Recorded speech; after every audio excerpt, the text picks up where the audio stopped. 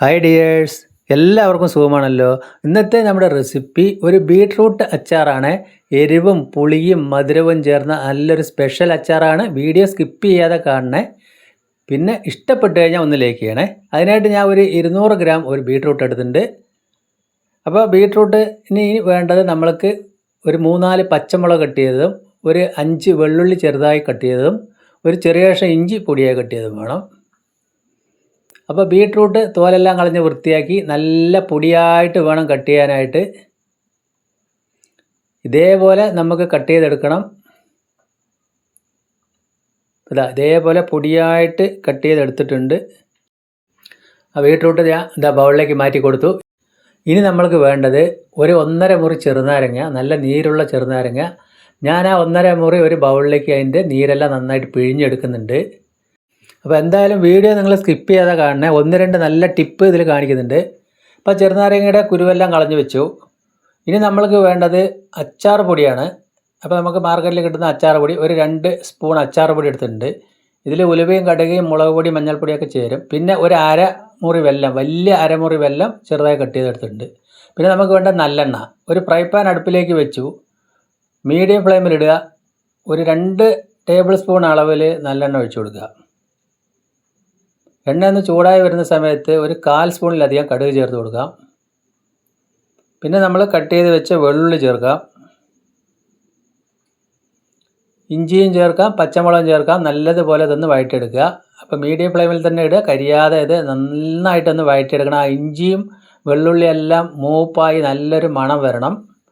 1-1.5 minute നമുക്കിതൊന്ന് വഴറ്റിയെടുക്കാനുണ്ട്. അപ്പോൾ ഇതേപോലെ ആവുന്ന സമയത്ത് നമ്മൾക്ക് ഒരു 2 കറിവേപ്പില കൂടി അതിലേക്ക് ചേർത്ത് കൊടുക്കാം. എന്നതിന് ശേഷം കട്ട് ചെയ്ത് വെച്ച ബീട്രൂട്ട് നമ്മൾ നേരിട്ട് അതിലേക്ക് ചേർത്ത് കൊടുക്കുകയാണ്. അപ്പോൾ ഇതേപോലെ പൊടിയായി കട്ട് ചെയ്തുകൊണ്ട് തന്നെ പെട്ടെന്ന് വേവും. നല്ല സൂപ്പർ ടേസ്റ്റ് ആയിരിക്കും ഈ അച്ചാർ. എന്തായാലും നിങ്ങളൊന്ന് ഉണ്ടാക്കി നോക്കുക. സ്പെഷ്യൽ നമ്മൾക്ക് എന്തെങ്കിലും സ്പെഷ്യൽ ഫംഗ്ഷൻ ഉണ്ടെങ്കിൽ ഇതേപോലെ ഉണ്ടാക്കി കൊടുക്കാം. നല്ലതുപോലെ നമ്മൾക്ക് ആ ബീട്രൂട്ട് ഒന്ന് മിക്സ് ചെയ്തതിന് ശേഷം അതിലേക്ക് കുറച്ച് കല്ലുപ്പ് ചേർത്ത് കൊടുക്കുക ആവശ്യത്തിന്. അപ്പോൾ അച്ചാറായതുകൊണ്ട് തന്നെ ഉപ്പൊക്കെ അത്യാവശ്യം നന്നായിട്ട് മുന്നോട്ടുണ്ടെങ്കിലാണ് നല്ലൊരു രുചി ഉണ്ടാവുള്ളൂ. ഇനി നമ്മളിതൊന്ന് ഒരു 3 മിനിറ്റ് ഒന്ന് അടച്ചു വെക്കുകയാണ്. 3 മിനിറ്റ് കഴിഞ്ഞ് തുറന്നു നോക്കിയിട്ടുണ്ട്. ഇപ്പോൾ നമ്മൾക്ക് ആ ബീട്രൂട്ടിലെ വെള്ളമൊക്കെ ഒന്ന് ഇറങ്ങി വന്ന് ആ എണ്ണയിൽ ബീട്രൂട്ടൊക്കെ ഒരു 3/4 വേവ് ആയിട്ടുണ്ട്. നമ്മൾക്ക് വീഡിയോയിൽ കാണുമ്പോൾ അറിയാൻ പറ്റും. ഈ സമയത്ത് ഞാനൊരു 3/4 ടീസ്പൂൺ മുളക് പൊടി ചേർത്ത് കൊടുത്തു. പിന്നെ ആ അച്ചാർ പൊടി ഒരു 2 സ്പൂൺ ഉണ്ടാവും, അതുകൂടി ചേർത്ത് നല്ലതുപോലെ ഒന്ന് മിക്സ് ചെയ്യുക. അപ്പോൾ നമ്മൾക്ക് എരിവ് അല്പം വേണം. ഒരു 1/4 സ്പൂൺ മുളക് പൊടി കൂടി ഇപ്പോൾ ഞാൻ ചേർക്കുന്നുണ്ട്. അപ്പോൾ 1 ടീസ്പൂൺ മുളക് പൊടി ചേർത്തിട്ടുണ്ട്. പിന്നെ അച്ചാർ പൊടിയിലുള്ള മുളകും നമ്മളെ പച്ചമുളകാകുമ്പോൾ നല്ല എരിവായി. ഇതേ കണ്ടീഷനിലായിട്ടുണ്ട്. ഇപ്പോൾ അച്ചാർ പൊടിയും മുളക് പൊടിയൊക്കെ ഒന്ന് വെന്ത് വരാൻ വേണ്ടി നമ്മൾ ചൂടുവെള്ളം ഒഴിച്ചു കൊടുക്കണം. കുറേശ്ശെ ഒഴിച്ചു കൊടുക്കുക. കുറച്ചുകൂടി വെള്ളം ഞാൻ ഇപ്പോൾ അതിലേക്ക് ഒഴിച്ചു കൊടുക്കുന്നുണ്ട്. അപ്പോൾ ഇതേപോലെയാണ് നമ്മൾക്ക് കിട്ടിയിരിക്കുന്നത്. ഇനി നമ്മൾക്ക് വേണ്ടത് ഒരല്പം ശർക്കര അതിലേക്ക് ചേർത്ത് കൊടുക്കണം. ഇപ്പോൾ കണ്ടില്ല, മസാലയൊക്കെ തിളച്ചത് വറ്റി വന്നിട്ടുണ്ട്. ഒരല്പം കൂടി വെള്ളം ഒഴിച്ചതിന് ശേഷം നമ്മൾക്ക് ആ ശർക്കര പീസ് ചേർത്ത് കൊടുക്കുക. ശർക്കര പീസ് ചേർത്തതിന് ശേഷം നല്ലതുപോലെ ഒന്ന് മിക്സ് ചെയ്യുക. അത് അലിഞ്ഞ് വന്നോളും. ഈ ഒരു സമയമാകുമ്പോൾ നമ്മൾ ഒന്നുകൂടി അതൊന്ന് അടച്ച് വയ്ക്കുക. ലോ ഫ്ലെയിമിലിട്ടിട്ട് അടച്ച് വയ്ക്കുക. 2 മിനിറ്റ് മാത്രം അടച്ച് വെച്ചാൽ മതി. 2 മിനിറ്റ് കഴിഞ്ഞ് ഞാൻ തുറന്ന് നോക്കുമ്പോൾ നമുക്ക് വീഡിയോയിൽ കാണാൻ തന്നെ അറിയാം. ആ വെള്ളമൊക്കെ ഒന്ന് വറ്റി ശർക്കരയൊക്കെ ഒന്ന് മെൽറ്റായി എണ്ണയൊക്കെ അത് തെളിഞ്ഞ് വന്നിട്ടുണ്ട്. ഇതാണ് ഇതിൻ്റെ കറക്റ്റ് പാകം. അപ്പോൾ നമുക്ക് ഫംഗ്ഷനോ കല്യാണം ഉണ്ടെങ്കിൽ ഇതേപോലെ എന്തായാലും നിങ്ങളൊന്ന് ചെയ്ത് നോക്കുക. നല്ല സൂപ്പർ ടേസ്റ്റാണ്. അപ്പോൾ ബീട്രൂട്ട് അച്ചാറൊക്കെ എല്ലാവരും ഉണ്ടാക്കുന്നുണ്ട്, പക്ഷേ ഇതേപോലെ ഒന്ന് ഉണ്ടാക്കി നോക്കുക. ഇനി ലാസ്റ്റ് നമ്മളതിലേക്ക് ആ ചെറുനാരങ്ങ നീര് കൂടി പിഴിഞ്ഞൊഴിക്കുന്ന സമയത്ത് നല്ല എരിവ് പുളി മധുരമുള്ള സൂപ്പർ അച്ചാറായി. അതുകൂടി ചേർത്ത് ഒന്നുകൂടി നമ്മൾ തിളയ്ക്കുക.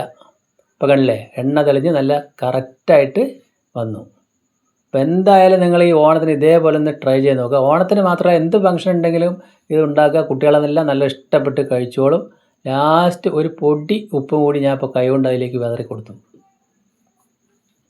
അപ്പോൾ ചെറുനാരങ്ങ നീരൊക്കെ ചേർത്ത് എന്തായാലും ഉണ്ടാക്കി നോക്കുക. വിനീഗറൊന്നും ചേർക്കേണ്ട ആവശ്യമില്ല. നമ്മളിത് അധിക ദിവസം വെക്കാനുള്ളതൊന്നുമല്ല. 3-4 ദിവസം നമ്മൾക്ക് ഉപയോഗിക്കാം ഫ്രിഡ്ജിൽ വെച്ചിട്ടൊക്കെ.